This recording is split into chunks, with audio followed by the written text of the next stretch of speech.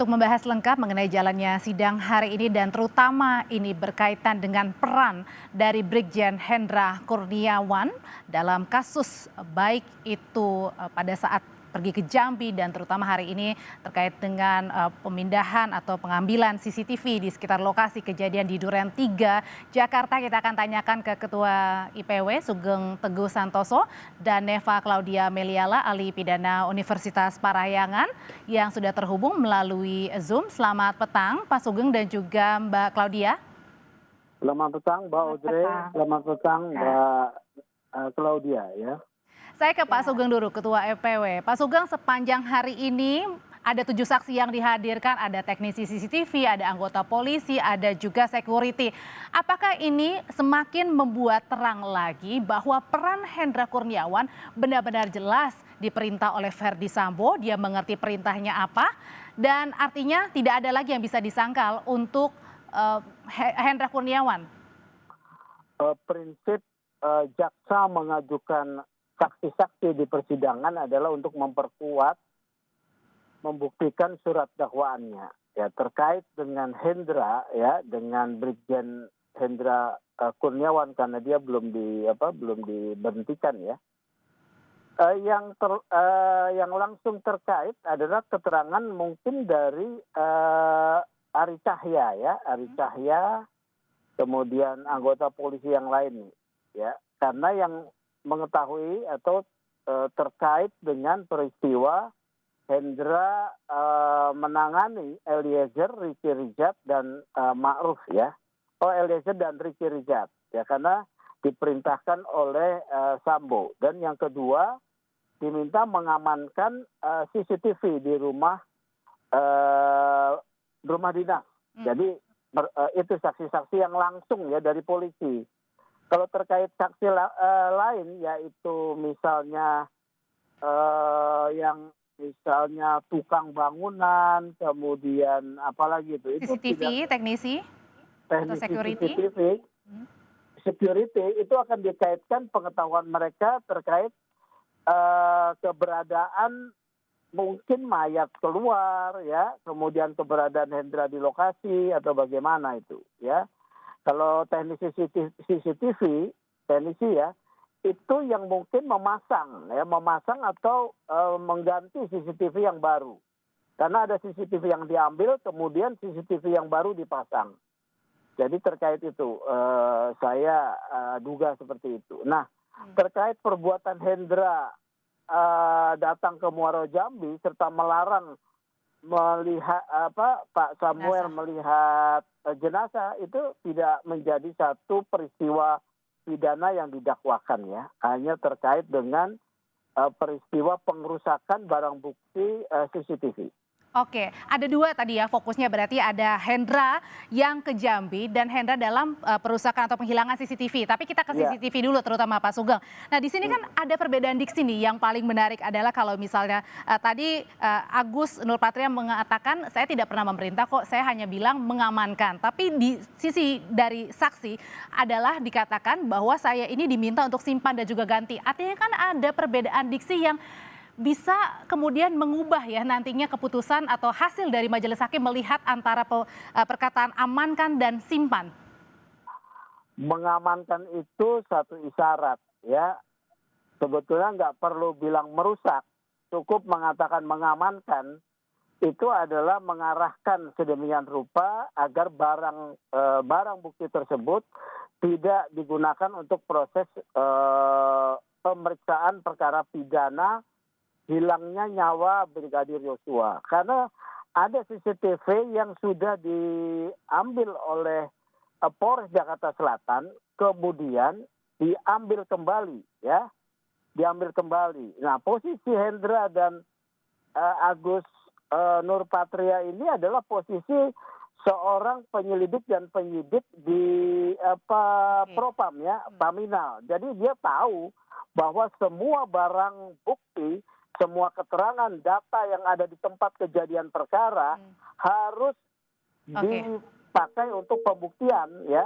Makanya itu yang diamankan gitu ya oleh Hendra dan juga Agus gitu ya, Pak Sugeng ya.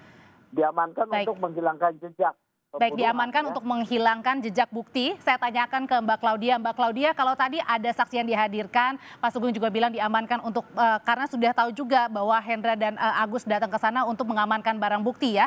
Nah, tapi Hendra bilang bahwa saya tidak ikut-ikutan dalam perencanaan. Nah, ini bagaimana? Oke, ya.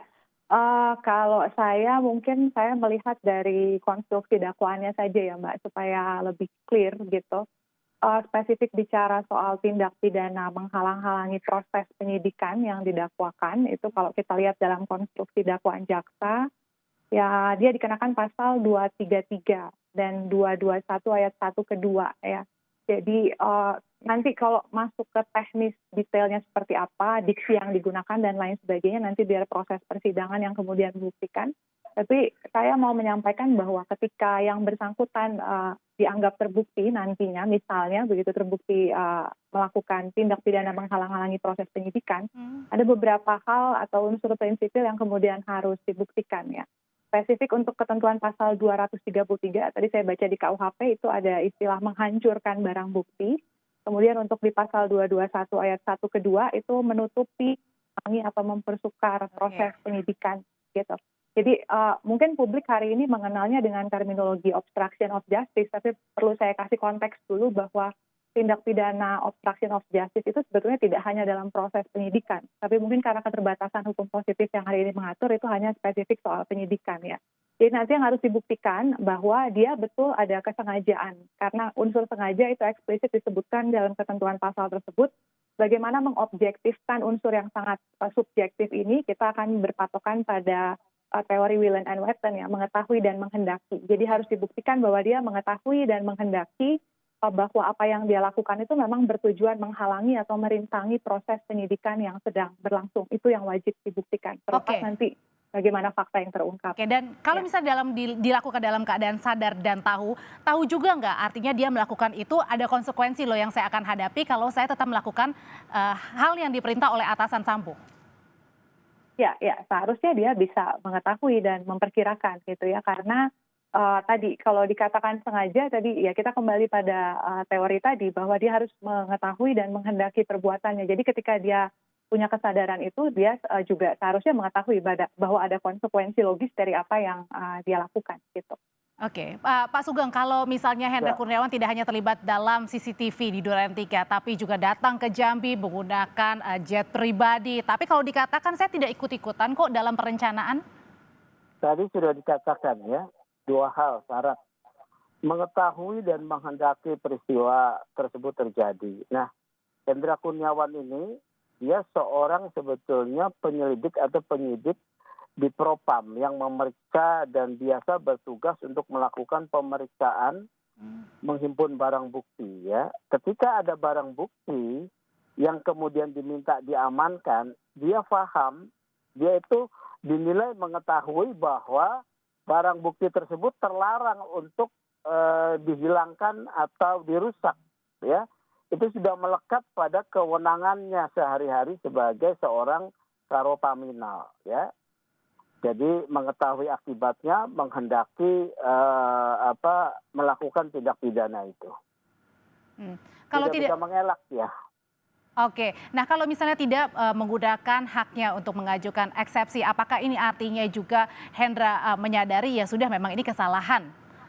Iya, bukan. Kalau tidak eksepsi, eksepsi itu adalah keberatan terhadap formalitas gugatan, baik formalisme soal syarat subjektif maupun syarat objektifnya ya, tentang misalnya uraian dakwaan itu apakah sudah cermat, jelas dan lengkap. Ketika dia menyatakan tidak mengajukan keberatan, artinya dia memahami bahwa surat dakwaan tersebut mendakwa dia melakukan perbuatan obstruction of justice, dan dia memahami dengan jelas rangkaian perbuatan itu dia memahami. Jadi dia tidak membuat satu keberatan. Nanti persoalan dia mengakui bukan mengakui, nanti di soal material pembuktiannya nanti ya, begitu.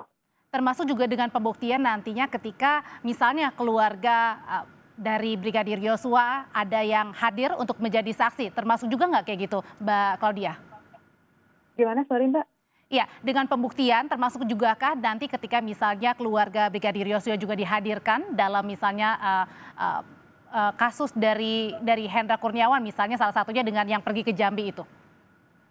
Ya, bisa juga menjadi fakta-fakta yang nanti memperkuat ya kita lihat. Jadi tadi ukurannya itu saja gitu. Kita berangkat dari konstruksi dakwaan, kemudian unsur-unsur pasalnya seperti apa, nah nanti akan didukung oleh keterangan saksi dan alat bukti lain sesuai dengan hukum acara. Oke, Pak Sugeng, lalu kemudian apa yang kemudian setelah ini saksi-saksi yang bisa menguatkan dari dakwaan jaksa selain saksi-saksi yang dihadirkan dari 7 hari ini? Semua saksi yang diperiksa oleh penyidik, kemudian diteliti oleh jaksa, ketika jaksa mengajukan di persidangan, ya, semua saksi yang di persidangan itu adalah saksi yang akan memperkuat surat dakwaan jaksa. Ini biasa disebut dengan saksi acap, ya, memperkuat surat dakwaan jaksa. Keterangan apapun sekecil apapun ketika jaksa menghadirkan, artinya jaksa merasa perlu bahwa saksi tersebut menerangkan sesuatu yang memberi terang terkait satu peristiwa pidana yang didakwakan.